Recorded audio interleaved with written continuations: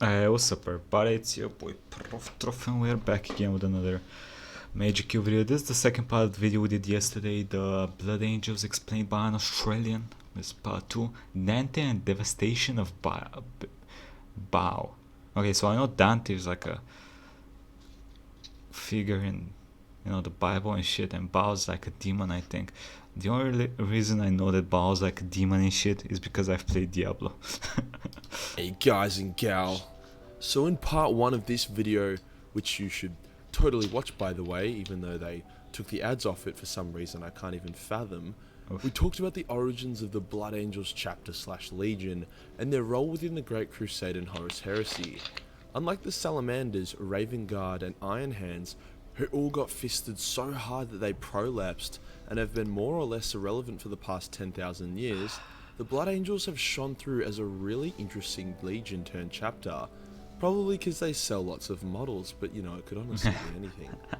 In between having the oldest active Space Marine as their chapter master, a psycho so powerful that it would make Magnus blush, and a successor chapter of complete and other psychopaths, there is a lot to talk about for these sucky boys post Horus Heresy, and I'm excited to do so. Okay. Today we will discuss what the Blood Angels have been up to, as well as have a look at some of their more interesting characters. We will then also have a brief look at some of the cooler Blood Angel chapters. Before we get started, I have to let you guys know something. As we know, Majorkill's primary YouTube income is not from ads. Shocking. It's mainly from Patreon, which you guys have been amazing with. Shadow Sun Hentai comic strip is on the way, by the way, so if you want to see that for the tugs and memes, then it's only $1 a month. Terms and conditions apply. The chapters. Some legions were like, sure, especially the ones like the Iron Hands who had like 10 people left and no Primarch, so it didn't really affect them much. 10 people left. Whereas the and Imperial no Primarch. Fists who were not super keen on it, as they had a large legion and their Primarch was like, bruh, we just got wrecked, surely don't subdivide us, and Gulliman was like, shut up Rogel, you greyhead fuck. The Blood Angels weren't super stoked about the division of their legacy, which they saw as an insult to their glorious Hawkboy. However, with no real leader since the death of Sanguinius, they just kind of chinned it. The loss of their father meant that the Blood Angels, even divided into chapters, were all extremely loyal to each other and did their best to uphold the noble example that they had been left with. They continued to come to the Imperium's help time and time again, saving countless lives and sucking off various enemies to death, winning campaigns against the Elder, Orcs, and many heretics. From the end of the Horus Heresy to the start of Dante's reign as Chapter Master, there isn't a crazy high amount of distinct events or characters that emerge. Like sure, they fought against Abaddon in his 7th Black Crusade and they killed a big scary old orc, wah! But pretty much everyone and their cat has beaten a Black Crusade and killed an orc, wah! So let's just skip to the cooler stuff. As a result of Sanguinius dying, a gene flaw within the Blood Angels was activated called the Majorkill is not a big fan of Abaddon. That is fucking hilarious. Black Rage. Basically, when a Blood Angel gets soul raped or is put under a lot of pressure because people are being mean to him, then there's a chance he will have a mental breakdown. Become a school shooter. Hallucinate that he is Sanguinius fighting during the Battle of Terror. The cons to this is they become barely controllable berserkers that see anyone other than their fellow Blood Angels as traitors and will try to kill them. Makes the Blood Angels a bit hard to team up with sometimes when some of them lose their shit. As a pro to this, they become obscenely strong and lose all fear of pain and death, hence they become extremely effective shock troopers if used correctly. Once a Blood Angel has fallen to the Black Rage, they will be locked away and stored until the time is right for them to basically fight to the death. Sometimes, however, they will just be culled instead. To be honest, the amount of victories the Blood Angels have won because of the Black Rage almost makes it seem like a positive. Black Rage Angels are placed into something called the Death Company, and are led into battle by an especially badass chaplain called Daenor. I say he's badass because he fought Khan the Betrayer in a duel and did not end up dying. Speaking of cool characters now, we have a good time to mention the Sanguinor. Now during the piss take that was Imperium Secundus, one of Sanguinius' honor guards was chosen to be his voice and herald called the Sanguinor. As a part of this, they melted a cast of Sanguinius' face to his face. Now this was the What? As a part of this, they melted a cast of Sanguinius' face to his face. Now this was the original Sanguinor, which could be quite different from the modern day one. Basically, whenever the Blood Angels are really screwed and need a hand, a winged angel with the cast of Sanguinius on his face will descend from the heavens, clap some cheeks, and then bugger off. Who this guy is and where he comes from is very mysterious. However, it is likely that when Sanguinius died, his soul shuddered, with his darkness manifesting as the Black Rage within his sons, and then his nobility combining with the Sanguinor to create this new extremely overpowered being. Either way, there is a shitload of warp spaghetti involved, and I for one am down with it. Now where does the legendary chapter master Dante fit into this? Dante, Lord of the Angels of Light, Bane of Demons, and an all-round swell bloke, started off as a bit of a pussy. He was born as Lewis on Baal's second moon. He lived in a shit cancer-ridden shithole and his mum died. Rough. He was then like, fuck this, I want to be a blood angel. So he abandoned his dad and walked across the desert to try get there. Now Lucius was a little malnourished lanky kid, so obviously he wasn't going to cross a desert by himself. So the Sanguinor himself appeared to Dante and led him to water. Talk about destiny. Dante would eventually reach the Blood Angels and begin the trials. He was neither the smartest, strongest, or fastest aspirant, but he had hardest resolve. His willpower carrying the crap out of his broken, weak body.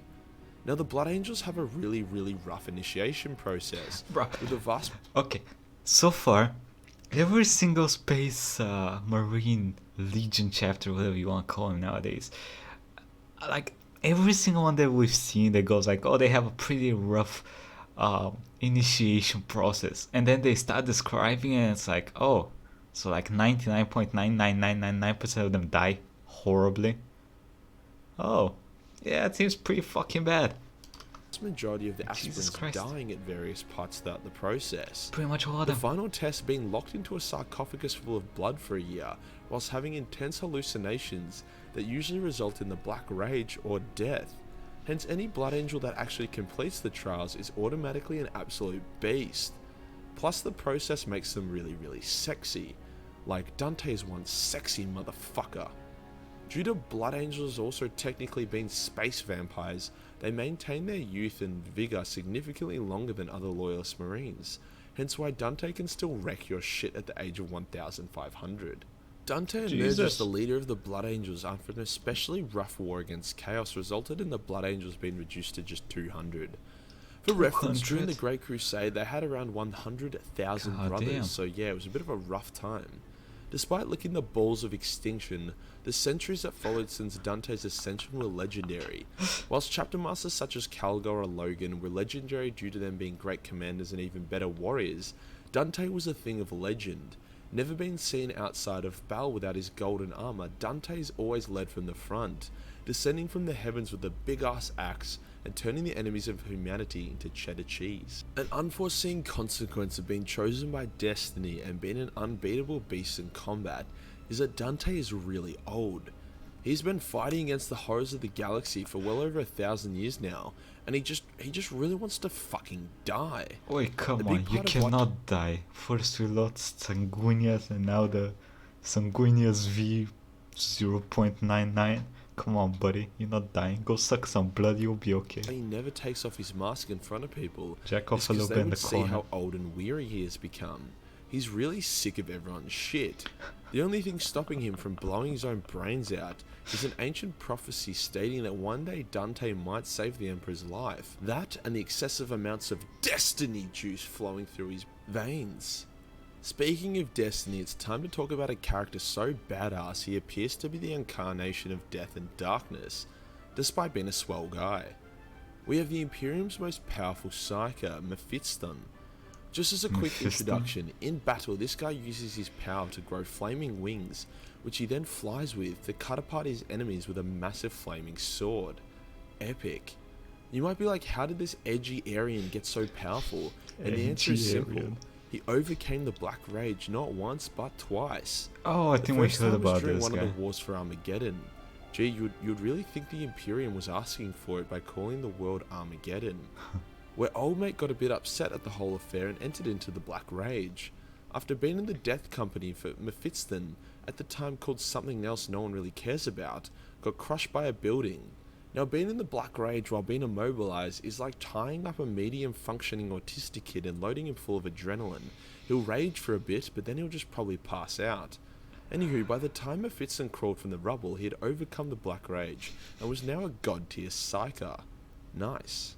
Mephitstun quickly became leader of the Mind Rapers, a naughty term I coined for psychers, due to being such a beast, but he also soon became a massive dick. But when everyone is a cold dick, it really doesn't matter. Chaos were not done trying to turn the Blood Angels to their side, hence they suddenly Damn, he psyched the Thousand Suns. Dudes, Jesus. mutated one of them to grow wings and look like Sanguinius.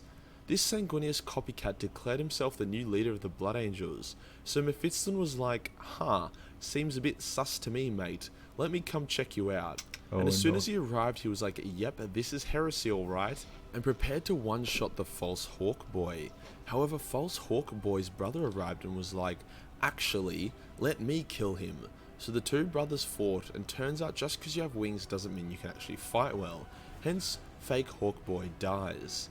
In response to this, a Lord of Change appears and mind rapes Mephitstun, once again causing him to enter the Black Rage.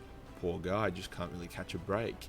However, fake Hawk Boy's brother is like, yo, the Black Rage is gay. And Mephitstun was like, oh shit, I don't want to take dick in my ass. Hence, he was cured. Now let's all get to why we are here. That The was Tyranids versus the Blood Angels, and that one time the Necrons offered a cold metal helping hand. So the Tyranids were nomming their way across the galaxy, which everyone who wasn't a part of the Nom party wasn't super keen on. Dante was fighting against the Necrons, then suddenly the Silent King was like, yo wait, I actually want to have a chat to you. So Dante was like, sure thing boss, and strapped a nuke to his backpack, hoping to blow up the leader of the Necrons as well as himself. However, when he got to the Silent King, the King of the Necrons was wearing a mask of Sanguinius similar to Dante's, except the Silent King's one had Sanguinius' face at peace. The Silent King was like, I was mates with your dad, kinda bummed he died. By the way, the space bugs of death are coming and we should totally team up to kill them. Dante was a bit shook by this, so he didn't go full Allahu Akbar mode. The Blood Angels and Necrons teamed up, and they brought the pain to the Tyranids and won the battle. This action, however, royally pissed off the Tyranid hive mind, which decided that even though it would likely end up with a net loss of biomass, it would attack Baal and destroy the Blood Angels. This brings us to the series Devastation of Baal. Dante saw the fuck huge army of Tyranids coming and recalled every single Blood Angel chapter to Baal in order to defend their homeland. Every single chapter answered the call, except the Lamenters, but they suck anyway, so it doesn't really matter. The first to arrive were the Flesh Tearers, led by Gabriel Seth. Now the Flesh Tearers are good fun. They are basically all the dark shit parts of the Blood Angels thrown into a chapter. They succumb to the Red Thirst and Black Rage all the time, and they only like melee combat. It's not hard to see where they get their name from. Gabriel is a massive dick, but he holds a high degree of honour and would fight for you till the death, which might be preferred as it's quite common for the Flesh Tearers to arrive at a battle and kill everyone on both sides. Anywho, the Tyranids come and the entirety of the Sons of Sanguinius enter into battle. The battle is extremely epic, with lots of really awesome scenes, such as the Death Company gangbanging some Carnifexes, Kabangda rocking up and helping to save the Blood Angels because he wants to be responsible for their extinction, not letting some fucking bugs do it. Yo, what kind of anime moment is that shit? You're the villain of the show comes to help the hero because he's the one that wants to kill the hero. That's some anime shit, brother. Some anime shit. Some Carnifexes, Kabangda rocking up and helping to save the Blood Angels because he wants to be responsible for their extinction, not letting some fucking bugs do it. And finally, Dante 1v1ing the Swarm Lord. A lot of people were pissed that Dante was actually able to kill the Swarm Lord. However, to be fair, it's not like he pulled a Pilgrim and just choked it to death. He shot it in the face multiple times with an Inferno pistol. It's a pistol that melts through tanks like butter. Despite their efforts, the battle seemed hopeless. There was just too goddamn many space bugs of death. But then, out of nowhere, the big G-Man himself arrives and stuck his glorious blue fist deep into the asshole of the hive mind, tearing apart their ships and annihilating the Tyranid forces. The Blood Angels had barely any survivors, however Gulliman was like, "Don't worry bro," and gave them a shitload of Primaris Marines. Now Oh. the Primaris Marines were supposed to be more resilient to the Black Rage and whatnot, but they can still fall to it. Dante was like, "Fuck me, that was a close one," and Gulliman was like, "I got you fam. Also I declare you lord of this half of the galaxy, so please don't kill yourself yet." And with that, the G-Man flew off.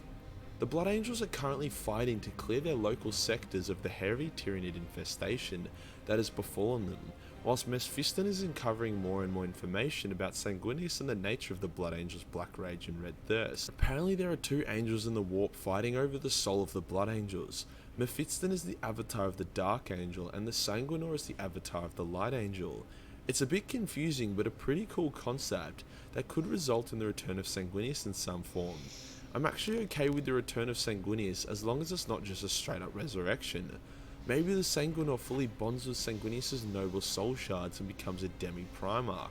Or What do you... maybe the two sides stop fighting and they make, warp sex and shit, and bam, Sanguinius is the baby. Think about it, Game Workshop. Your thoughts about that? Let me know in Or the comments below. And that does us for today, guys. We have now rounded off and completed the lore of the Blood Angels in all their noble, violent glory. I'll be looking to continue our Fixing the End Time series later this week, Fixing the before End Time jumping series. back into more 40k. I have a special collab with someone pretty cool coming up, so get keen for that. Brownie points for whoever can guess who it is. As we discussed, if you guys want to support the channel further, then Patreon is the place to be. Only $1 gets you access to a boatload of Warhammer hentai. Join the... God damn it, Majorkill.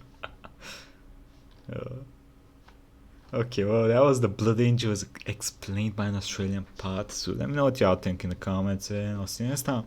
Like, comment, subscribe, and have a nice fucking day.